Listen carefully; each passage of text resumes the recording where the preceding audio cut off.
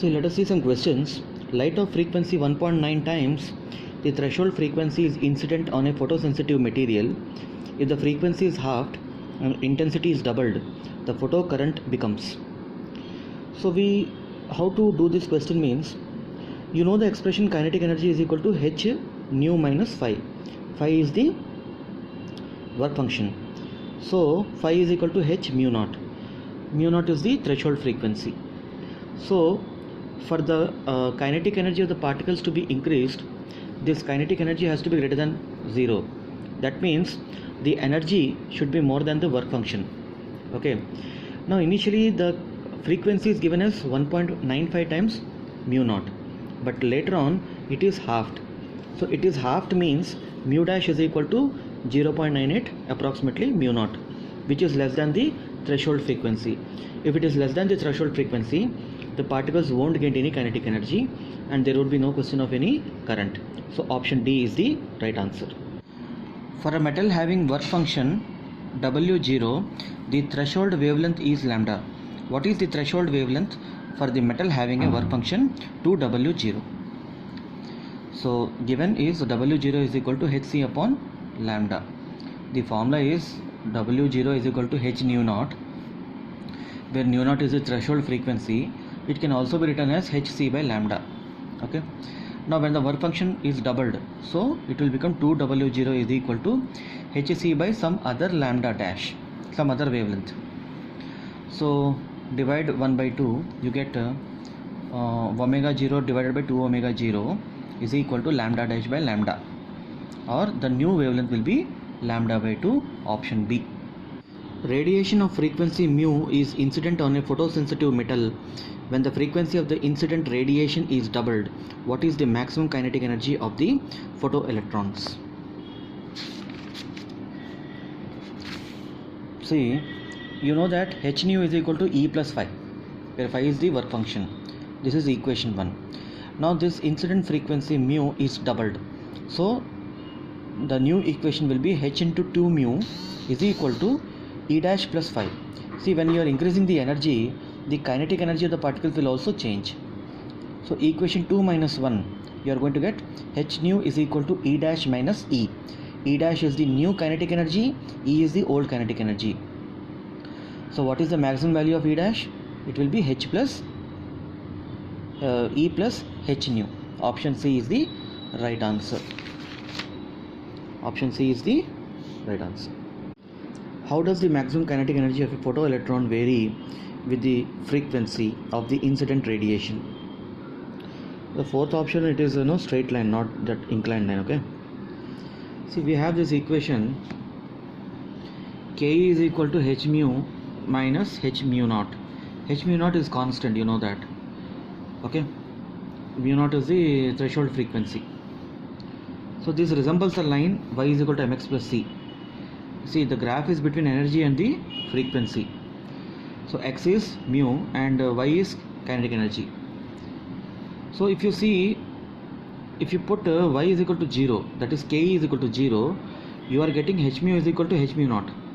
That means frequency is equal to mu naught. So it is a straight line and the kinetic energy is increasing if you are increasing h mu.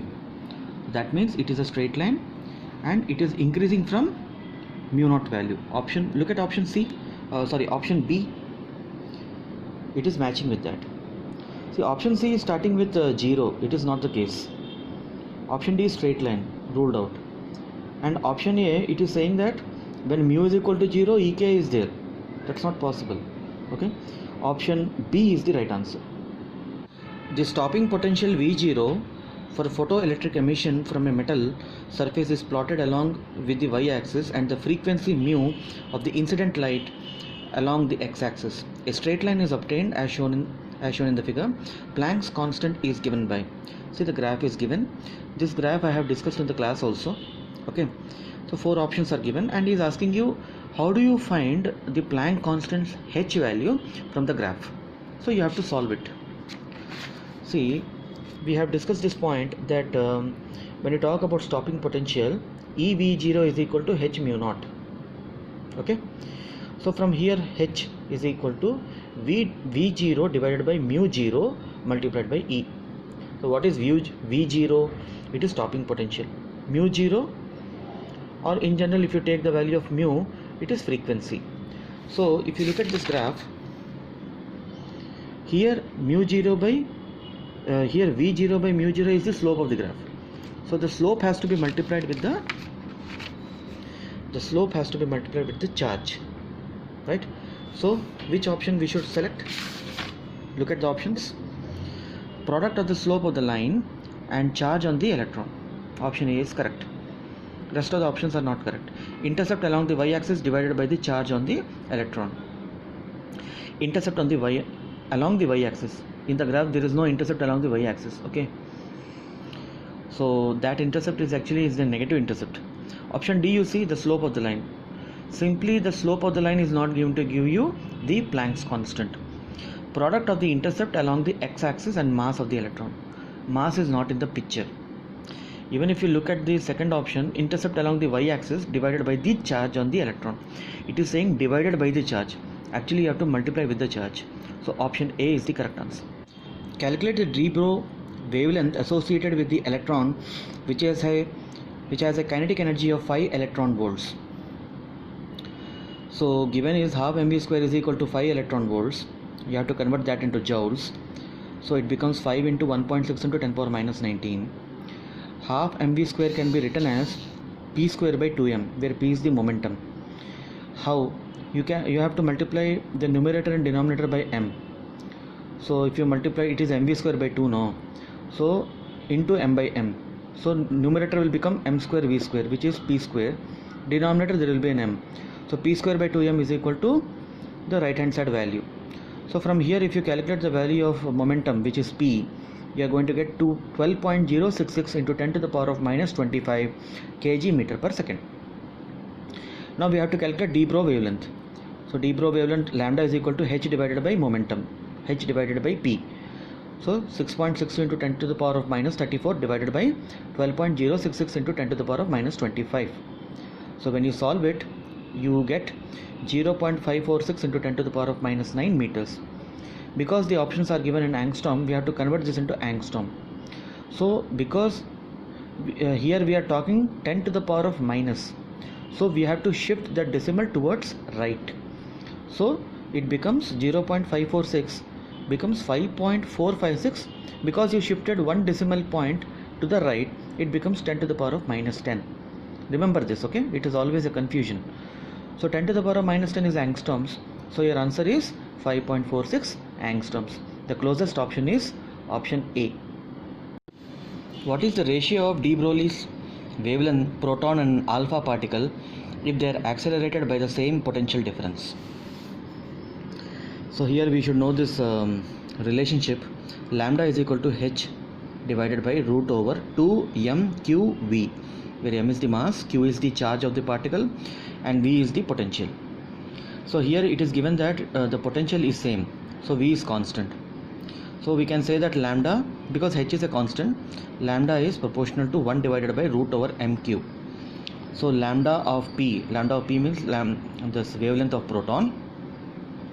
Lambda suffix alpha means wavelength of alpha particle. Lambda p divided by lambda alpha is equal to root over m alpha q alpha divided by mp qp. M alpha means mass of alpha particle, q alpha means charge in the alpha particle, mp means mass of the proton, and qp means charge of the proton. Both electron and proton has the same charge.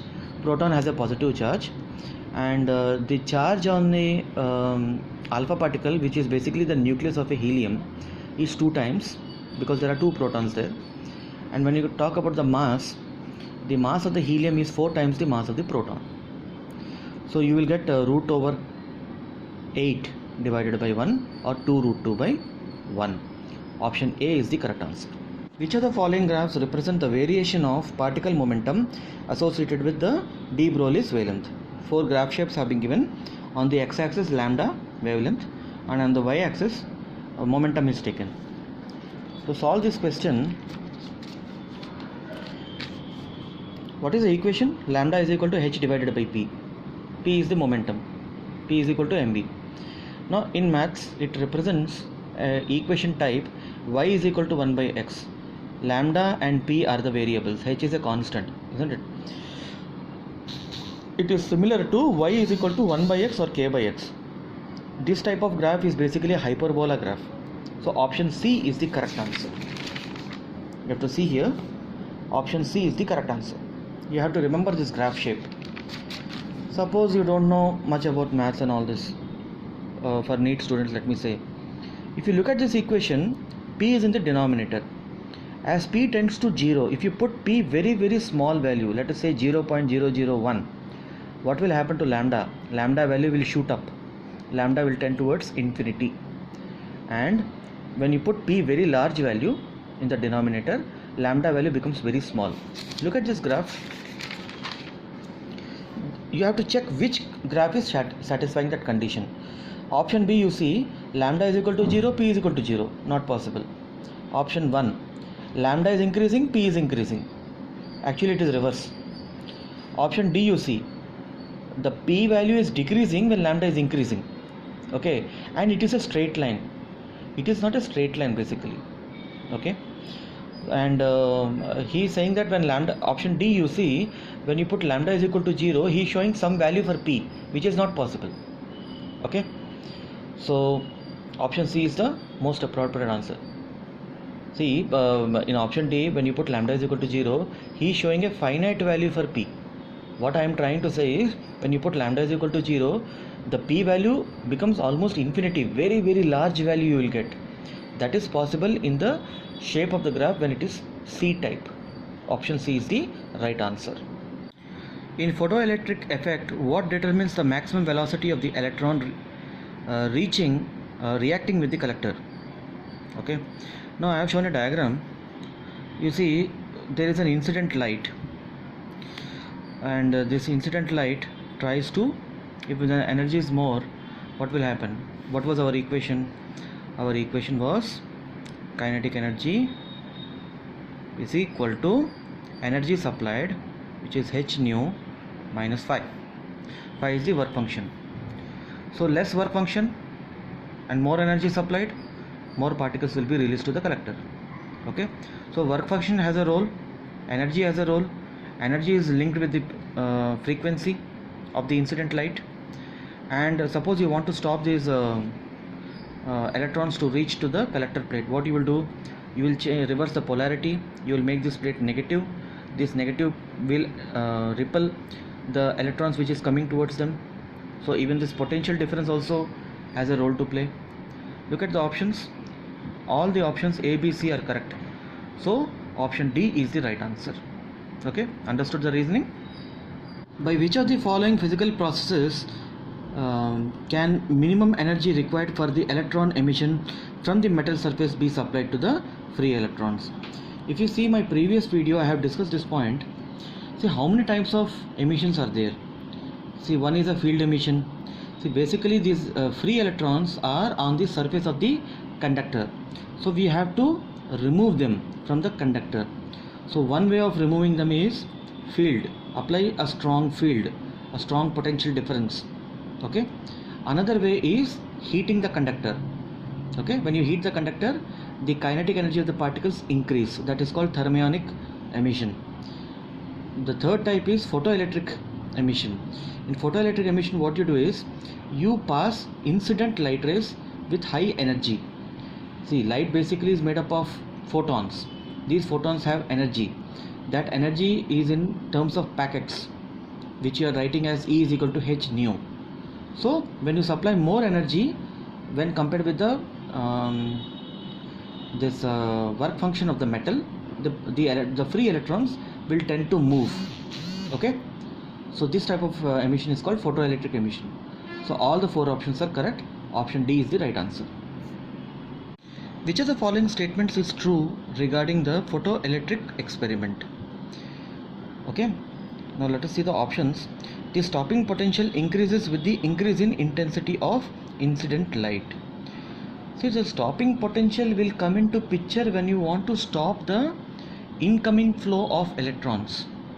Okay, it is not dependent upon that intensity of incident light. You are not trying to increase the energy which is falling onto the charged conductor and thereby stop it. Stopping potential comes in the end when you want to stop the current. Okay, option A is not correct. The photo current increases with the intensity of light. This is true, because when you increase the intensity of light, what happens is you are supplying basically more energy.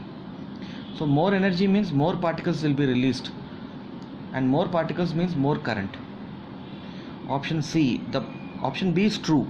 The photocurrent increases with the increase in frequency. If you are talking about a monochromatic light, it has a particular frequency. You cannot increase the frequency, you can increase the intensity. Okay, option C doesn't make any sense over here. Okay, increase in frequency means you are changing the light. We are talking about a particular light. Okay, option C isn't correct. So only option B is true. Option B is the right answer.